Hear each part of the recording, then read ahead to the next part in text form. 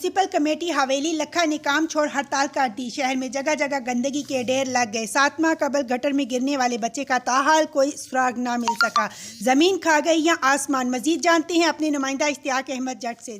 گاڑا کے نوائی قصبہ حویلی لکھا میں 7 ماہ قبل گٹر میں بچہ گرنے کی اطلاع ملی، جس پر ڈی سی او اکاڑا نے نوٹس لیتے ہوئے تحصیل کی 5 میونسپل کمیٹیوں کے عملے اور ریسکیو 1122 کو مین ہولز میں بچہ تلاش کرنے کا حکم دیا۔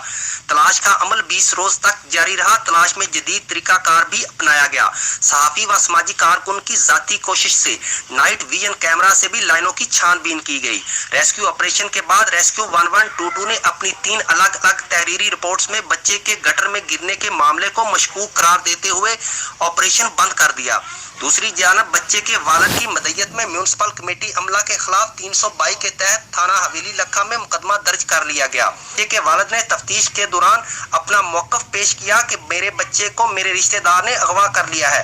میونسپل عملہ کا کہنا ہے کہ بچے کے والد کے اس بیان کے باوجود پولیس نے اپنی روایتی نااہلی کا مظاہرہ کیا اور بچے کو کرمنل تفتیش کے ذریعے تلاش کرنے کی بجائے میونسپل کمیٹی کے عملہ کو ہی گنہگار ٹھہرایا۔ سابق سینٹری انسپیکٹر بابر عبداللہ کی لاہور ہائی کورٹ سے ضمانت خارج ہوئی تو اس نے خود کو حوالہ پولیس کر دیا۔ افسوس کہ معصوم عثمان علی کو زمین کھا گئی کہ آسمان تحقیقی ادارے بچے کو تلاش کرنے میں بری طرح ناکام ہو چکے ہیں۔